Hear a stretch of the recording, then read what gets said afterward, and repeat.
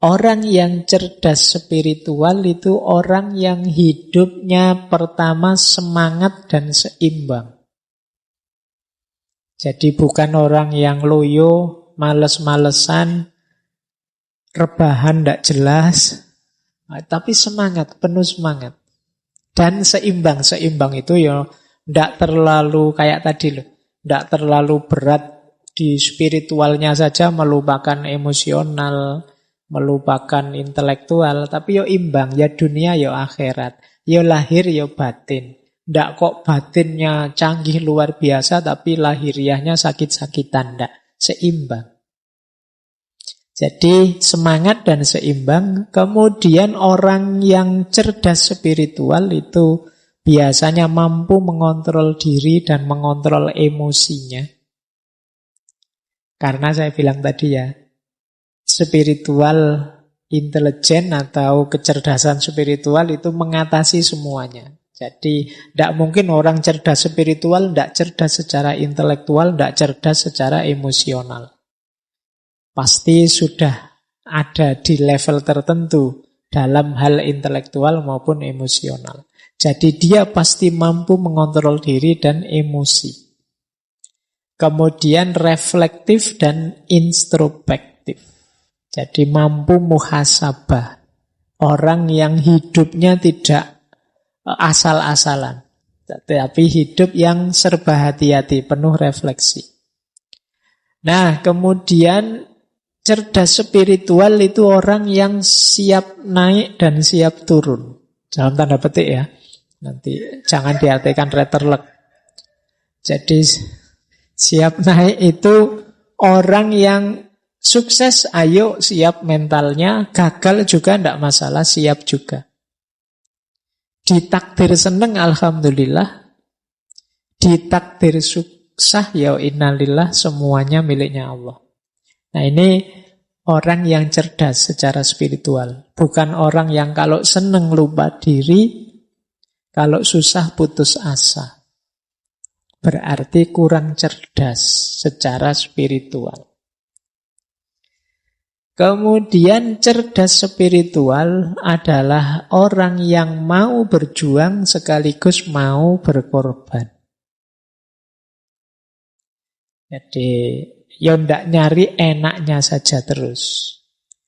Banyak orang yang ketika berjuang, ayo siap aku berjuang. Begitu ditagih pengorbanannya, nanti dulu kalau itu. Ayo wis kita sukseskan program kita ini. Tapi ini biayanya besar loh. Oh, kalau itu nanti dulu. Pokoknya kalau ditantang siap, tapi begitu ditagih pengorbanan terus mengkeret semua. Nah, orang yang cerdas spiritual yo siap berjuang sekaligus siap berkorban. Nah, termasuk yang keenam, cerdas spiritual itu hidup dalam cinta dan pengabdian. Jadi hidup yang tidak egois, hidup yang ingin kesuksesan tidak dinikmati sendiri tapi juga berbagi dengan yang lain. Penuh cinta dan pelayanan pada sesama. Nah, ini ciri-ciri cerdas spiritual. Nah, sekarang strateginya. Ini tipsnya. Ada rumus hati, heart. Ini singkatannya. Ini biar kayak stand up itu terus ada singkatannya. Nah, hanya adalah heal in his presence. Jadi hidup yang sehat di hadapannya. Jadi itu simbol orang yang sebut saja kalau bahasa agama khusyuk. Makanya itu manifestasi huruf H itu mindfulness. Hidup yang sungguh-sungguh, hidup yang khusyuk, tidak asal-asalan. Jadi makan ya dinikmati makannya serius sungguh-sungguh. Tidur ya tidur yang serius sungguh-sungguh. Kita kan jarang tidur serius hari-hari ini. Kita selalu ketiduran. Ya kan? Saya tidak tahu apa kalau teman-teman ini masih tidak kayak waktu kecil dulu. Cuci kaki, cuci tangan, terus ke atas tempat tidur, terus berdoa, terus tidur. Kan sekarang tidak begitu. Pokoknya capek ya ke atas tempat tidur, baca HP sampai ketiduran. Jadi kita tidak pernah tidur, yang ada kita ketiduran. Pasti tidak menikmati tidur. Tidak mindful. Padahal setiap aktivitas yang baik, yang bermanfaat, kalau mindful itu pasti manfaat dan efeknya luar biasa untuk hidup kita. Kalau serius, tapi seringkali karena kita tidak serius, ya kita tidak dapat banyak manfaat dari situ. Sholat, ngobrol, ngaji, silaturahim, baca buku, dan lain sebagainya, itu kan aspek-aspek yang kegiatan-kegiatan yang baik dalam hidup kita. Tapi karena kita tidak sungguh-sungguh, tidak mindful tadi, ya efeknya jadi tidak maksimal. Yuk kita nikmati apapun aktivitas kita. Sekedar minum teh, minum kopimu itu, coba sekali-sekali dinikmati, dirasakan benar. Wong sekarang teman-teman makan saja kan didampingi HP. Jadi sambil makan, sambil nyekrol Instagram, sambil lihat Twitter, jadi makannya tidak dinikmati. Kadang-kadang kita tidak tahu, mungkin laukmu diambil temanmu, apa kamu tidak, lu kok tiba-tiba habis. Nah, yuk heart yang pertama, heal in his presence. Yuk hidup yang serius, yang sungguh-sungguh, dinikmati setiap hembusan nafas, setiap detik yang engkau alami. Yang kedua huruf E, engage with purpose. Kalau ini yo hidup dengan penuh tujuan, jangan asal-asalan. Saya Pak ingin target ini, jangka pendeknya ini, jangka menengahnya ini, jangka panjangnya ini. Ini untuk pendidikan, kalau ini untuk agama, kalau ini untuk hidup bersama sosial, boleh. Catat saja biar tidak lupa target-target, tujuan-tujuan. Akan membuat hidup lebih bersemangat. Jadi engage with purpose, hidup yang terlibat dengan tujuan. Kemudian ada huruf A, I, achieve with gratitude. Yuk berjuang sungguh-sungguh tapi dengan penuh rasa syukur. Jadi tidak dengan kecewa, tidak dengan dendam, tidak dengan kebencian, tapi dengan penuh rasa syukur. Itu akan membuat hidup menyenangkan, membahagiakan.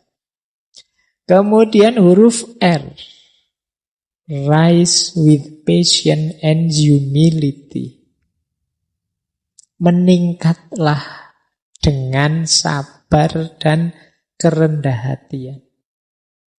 Kalau ini butuh penataan emosi, emotional regulation. Yuk kita meningkat, tapi yuk jangan kesusu, ada tahapan-tahapannya. Yang sabar. Kemudian thrive with compassion. Kalau ini kasih sayang dan pelayanan. Jadi mari mengupgrade, meningkatkan hidup kita dengan kasih sayang. Nah, jadi ini rumus dari hati, namanya heart. Mindfulness, kemudian purpose, gratitude, emotional regulation, compassion, and service. Ini akan jadi kunci jadi kita orang yang cerdas secara spiritual. Nah, wah ini tulisannya kecil-kecil. Pasti tidak terbaca. Saya ambil strategi dari 3 tokoh. Yang pertama Danah Zohar tadi. Kata Danah Zohar, SQ yang tinggi menuntut integritas pribadi yang paling kuat. Menuntut kita untuk terbuka terhadap pengalaman, di mana kita mampu untuk melihat kehidupan dan orang lain secara segar. seolah-olah melalui mata seorang anak. Untuk belajar bagaimana memanfaatkan intuisi dan visualisasi kita sebagai jalan yang kuat untuk menggunakan pengetahuan batin kita dalam membuat perbedaan. Saya baca kayak gini, saya yakin teman-teman tidak paham. Ini menuntut agar kita berhenti berlindung pada apa yang kita ketahui dan terus-menerus mengeksplorasi dan seterusnya. Itu dari buku terjemahannya. Jadi nanti ya saya jelaskan saja. Saya baca dulu. Yang kedua dari Hank Schramm. Intinya sama, 3 strategi ini. Apa yang menjadi nasihat terbesar sepanjang masa? Kata Schramm, tetaplah seperti anak kecil. Sebenarnya nasihatnya Dana Zohar tadi juga mirip. Menyuruh kita yuk murni lagi seperti anak kecil. Anak kecil itu bagaimana? Terbuka. Terbukalah. Jadilah petualang. Ingin tahu. Bersemangatlah untuk belajar. Bersikaplah tulus. Paling tidak untuk dirimu sendiri. Jangan menghakimi. Akui keajaiban hidup dan pengalaman luar biasa yang dibawanya.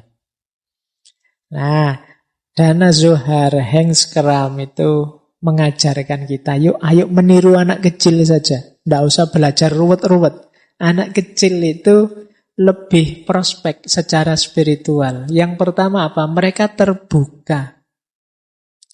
Petualang, ingin tahu, semangat belajar. Anak kecil itu kan masih rasa ingin tahunya tinggi. Apa-apa ditanyakan. Sementara kita yang besar itu cenderung merasa sudah tahu. Nah, ayo seperti anak kecil lagi, semangat belajarnya tinggi. Kemudian tulus. Anak kecil itu tidak malu kalau bilang tidak tahu. Bilang suka ini, tidak suka itu. Kalau anak kecil kan tidak malu dia. Aku ingin ini, aku ingin itu, tidak suka ini, tidak suka itu, tulus. Kita tambah besar, tambah palsu. Kadang-kadang kita seneng tapi bilangnya enggak. Kamu seneng ya? Enggak, kata siapa misalnya.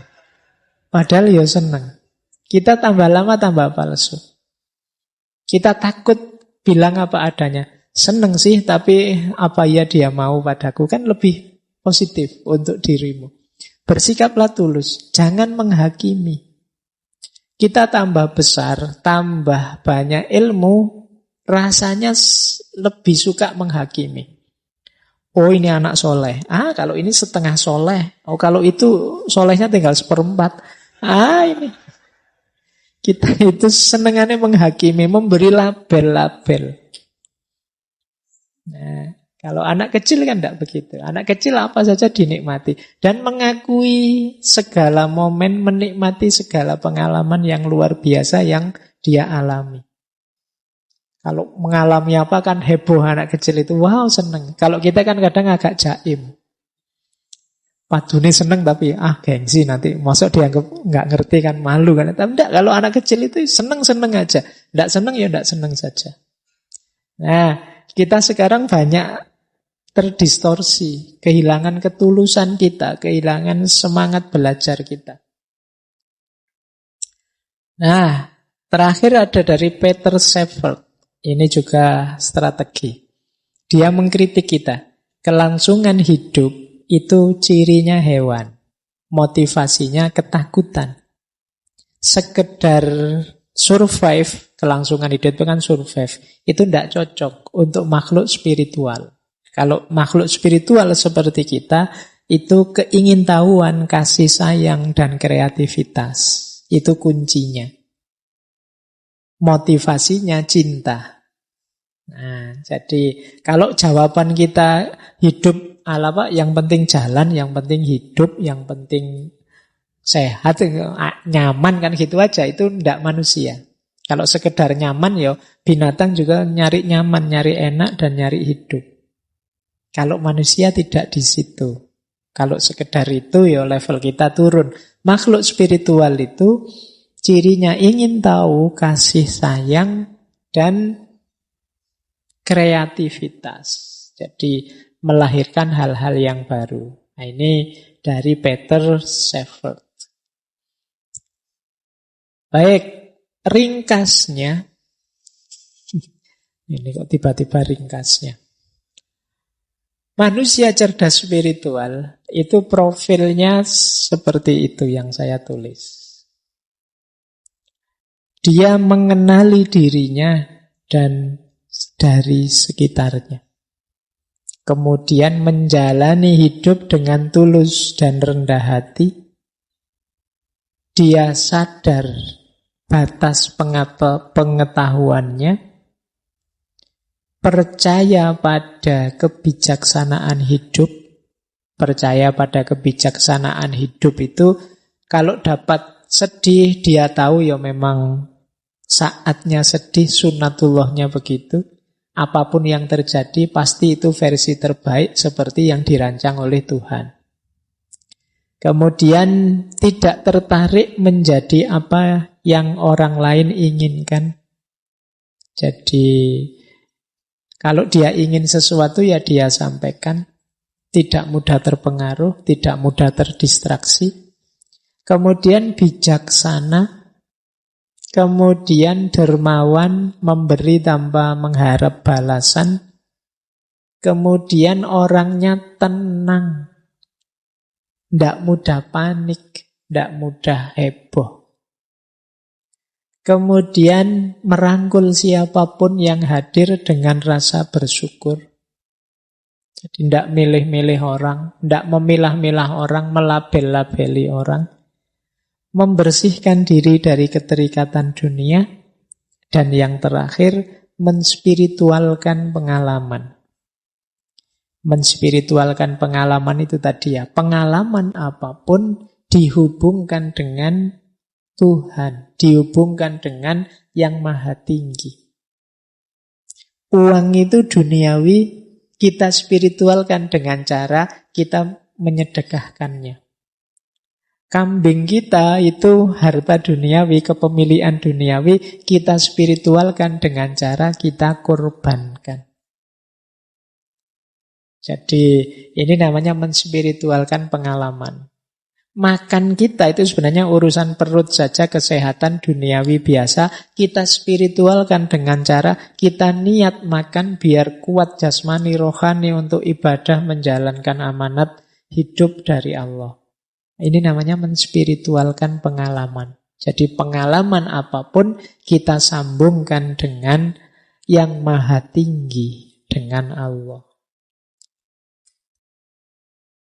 Terus, nah, sekarang saatnya kita latihan. Spiritual step. Langkah apa saja sih yang harus aku lakukan biar aku tambah cerdas secara spiritual? Nah, diawali dari kesadaran kekinian, kedisinian. Nah, ini mari kita bangun sekarang kecerdasan spiritual kita. Pertama-tama diawali dari penerimaan, ridho terhadap situasi kita hari ini apapun itu. Jadi awal ridho ini akan jadi kunci. Awal penerimaan ini akan jadi kunci. Kalau di awal kita sudah tidak terima, kita sudah menyangkal, kita sudah tidak puas, sulit kita menghidupkan kecerdasan spiritual kita. Yang ada hanya mengeluh-mengeluh, protes-protes, dan lain sebagainya. Maka yang pertama penting kesadaran kekinian, kedisinian. Jadi cuma untuk menerima itu kan kita harus tahu yang kita terima itu apa. Nanti jangan-jangan ada yang bilang, "Wah, enggak ada yang ngirim, Pak. Saya nerima apa juga." Jadi situasi kita hari ini, kondisi kita hari ini. Nah, untuk tahu situasi yang harus kita terima, disitulah pentingnya ilmu. Jadi pengetahuan, baik tentang diri kita maupun tentang situasi lingkungan di sekeliling kita. Oh iya, saya sadar aku ini sampai detik ini masih orangnya pemarah. Saya terima dulu. Jadi banyak orang yang pemarah tapi tidak ngaku kalau dia pemarah. Maka kesadaran untuk kekinian, kedisinian itu penerimaan diri yang itu diawali dari ilmu, pengetahuan kita tentang diri kita sendiri. Aku ini tipe yang orang gimana sih? Nah, diterima dulu, jangan diingkari, jangan denial. Kalau sudah, baru niat. Azam yang kuat, niat. Saya masih pemarah, saya tahu, tapi aku akan berusaha untuk lebih baik. Nah, ini niat untuk jadi lebih baik. Setelah kita terima diri kita apa adanya. Jadi ridho, niat. Kemudian yang ketiga, refleksi tentang hakikat diri kita yang sejati. Kalau ini ideal. Aku itu seharusnya bagaimana sih? Nah, ini idealnya, yang nomor 3. Jadi ini mungkin aspek tafakkurnya. Yuk kita pikir, aku itu harusnya gimana? Mengapa sih Allah itu menjadikanku seorang muslim yang hidup di Indonesia, di desa ini, punya saudara seperti ini, teman-temanku kok tipenya gitu semua, dan lain sebagainya. Jadi kita memahami, kalau begitu aku harus apa? Aku harus bagaimana? Diriku harus dibentuk seperti apa? Nah, ini refleksi tentang hakikat diri kita. Kemudian saatnya berjuang, niat yang kuat, kemudian kita tahu target tujuan kita yang ideal tadi, kemungkinan kita akan bertemu banyak halangan dan rintangan. Di situ saatnya kita menaklukkannya. Jadi kita mungkin ketemu kemalasan kita sendiri, kita ketemu teman yang tidak mendukung kita, macam-macam. Nah, itu halangannya. Saatnya kita menaklukkannya. Tapi lagi-lagi kita juga harus ngerti ilmunya. Jadi nanti di setiap tahap itu kuncinya ada di ilmu. Kita harus tahu halangannya apa. Oh, ternyata halangannya itu nafsuku sendiri. Oh, ternyata halangannya itu lingkungan sekelilingku. Oh, ternyata halangannya itu. Nah, ini yang harus dibersihkan. Kalau dalam tasawuf, ini fase ketika kita bersih-bersih diri. Namanya takholli. Setelah itu, kita belajar kemungkinan-kemungkinan yang bisa kita tempuh untuk meningkatkan diri. Saya itu bisa lebih baik kalau pakai jalan ini. Pakai jalan ini juga bisa. Pakai jalan itu juga bisa, Pak. Ada banyak kemungkinan. Nah, tapi dari banyak jalan nanti kita pilih satu kan tentunya. Yo, ada banyak jalan kan tidak mungkin kita pilih semua. Nanti pening sendiri. Kalau sudah kita pilih satu, yo kita jalan di satu itu. Meskipun kita sadar orang lain mungkin ngambil jalan yang berbeda, monggo saja. Dan kita komitmen di jalan yang satu itu. Fokus di jalan yang kita ambil untuk memperbaiki diri tadi. Banyak kita hari ini sudah menetapkan mengambil satu jalan, tapi tidak fokus di jalan yang diambil, malah fokus di jalannya orang lain untuk mencari keburukannya jalannya orang lain. Hari ini kan banyak begitu. Saya sudah ambil rute ini deh, tapi kita tidak jalan-jalan. Yang kita lakukan hanya ngeritiki orang lain yang ngambil jalan yang berbeda. Wah, jalanmu salah, jalanmu sesat ke sana, yang benar ke sini, yang paling bagus ini. Jadi kita ribut. Menyalahkan jalannya orang lain, tapi kita sendiri tidak jalan-jalan. di rute yang sudah kita ambil. Ini juga blunder. Jadi kita tahu yang baik yang mana, tapi tidak kita jalankan. Ini bagi saya blunder. Apalagi kemudian kerjaan kita hanya mengkritik kiri kanan orang yang berbeda dengan kita. Jadi makanya yang terakhir itu komitmen di satu jalan, meski tetap sadar ada banyak jalan yang lain. Nah, ini rute-rute untuk menghidupkan kecerdasan spiritual. Diawali dari kesadaran dan penerimaan, dilanjutkan dengan niat, kemudian merenungi hakikat, selanjutnya menyingkirkan halangan, mempertimbangkan macam-macam jalan, dan pada akhirnya berjalan. Ngambil satu rute yang kita tempuh untuk meningkatkan kapasitas spiritual kita.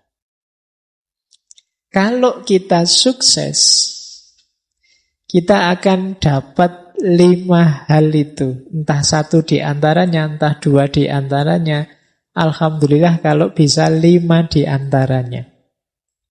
Kalau 5 ya berarti bukan di antaranya ya, 5-5-nya. Nah, namanya spiritual gift. Kalau ini mengikuti Dana Zohar tadi. Spiritual gift itu ada 5. Yang pertama, the gift of discernment.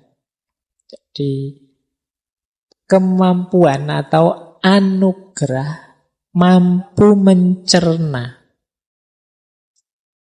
Jadi, anugerah mampu mencerna itu kemampuan kita untuk memahami, itu anugerah. Kalau yang tadi diberi langsung pengetahuan oleh Allah, saya sebut laduni tadi, itu namanya the gift of knowledge, pengetahuan, anugerah yang kedua. Sebenarnya kita mampu memahami sesuatu itu sudah anugerah. Tidak usah menunggu jadi orang laduni yang tiba-tiba ngerti apa. Tidak. Kamu bisa memahami sesuatu itu sudah anugerah. Banyak orang yang mati-matian ingin memahami, tidak bisa paham-paham. Itu anugerah. Loh, ngaji malam hari ini, itu ada yang pahamnya 10%, ada yang paham 20%, ada yang tidak paham belas ini ngomong apa sejak tadi. Loh, kemampuan memahami itu anugerah sudah. Jangan menunggu, Pak saya belum dapat ilmu laduni, berarti Allah tidak sayang saya level. Tidak, kamu bisa memahami saja, itu sudah anugerah spiritual yang luar biasa. Nah, ada level 2-nya anugerah apa? The gift of knowledge. Kalau ini pengetahuan, kalau itu ya mirip intuitif laduniyah tadi kalau ini ya. Memang kadang-kadang kita kejar tidak dapat-dapat, tiba-tiba oleh Allah dianugerahi pengetahuan. Ini namanya the gift of knowledge. Kita baca-baca buku, tidak dapat ide. Lagi nongkrong di angkringan malah, wah ada ide baru nih. Ini namanya the gift of knowledge. Jadi bagian dari sayangnya Allah pada kita, spiritual gift. Yang ketiga, the gift of wisdom. Kalau ini lebih dalam daripada sekedar knowledge. Wisdom itu kemampuan kita menemukan hubungan antara pengetahuan dengan kehidupan nyata. Itu namanya wisdom. Jadi kalau tadi kan sekedar pengetahuan, kalau wisdom itu kita tahu pengetahuan ini pasnya digunakan, manfaatnya digunakan itu di mana, kapan, dalam situasi apa. Ini namanya wisdom. Jadi, makanya filsafat itu cinta kebijaksanaan. Love wisdom. Berarti dia tidak sekedar berhenti di kebenaran, tapi dia juga membahas bagaimana kebenaran ini pasnya digunakan. Kapan, dalam situasi apa, untuk apa. Nah, ada yang lebih dalam daripada wisdom, yaitu the gift of prophecy. Kalau ini bahasa literalnya nubuat. Kalau dalam Islam nubuah. Kalau ini secara umum biasanya diartikan orang yang punya profesi itu orang yang bisa membaca secara luas dalam segala sesuatu, tidak hanya di masa kini tapi juga di masa depan dan masa lalu. Ini orang yang mendapatkan anugerah profesi jauh lebih dalam daripada wisdom karena jangkauannya jauh lebih luas, lebih dalam, lintas waktu. Ini namanya profesi nubuah. Kalau dalam Islam jenisnya kenabian. Ada lagi yang lebih dari itu namanya the mind of God.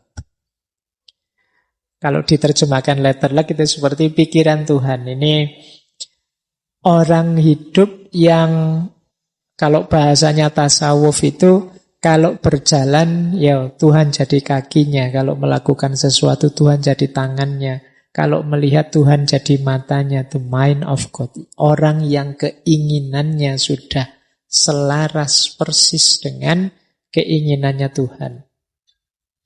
Ini lebih tinggi. Ini spiritual gift. Anugerah-anugerah spiritual yang mungkin diperoleh orang yang cerdas secara spiritual. Dari level paling biasa namanya kemampuan memahami, sampai pengetahuan, sampai wisdom lebih tinggi, bisa sampai profesi, bisa sampai mind of God. Sufi-sufi tertentu itu kadang orang menyebutnya sampai di level mind of God. Terima kasih sudah menyimak. Semoga channel Mengaji Hening bersama Dr. Fahrudin Faiz selalu bisa memberikan ilmu, motivasi, dan kebermanfaatan. Salam sehat dan bahagia.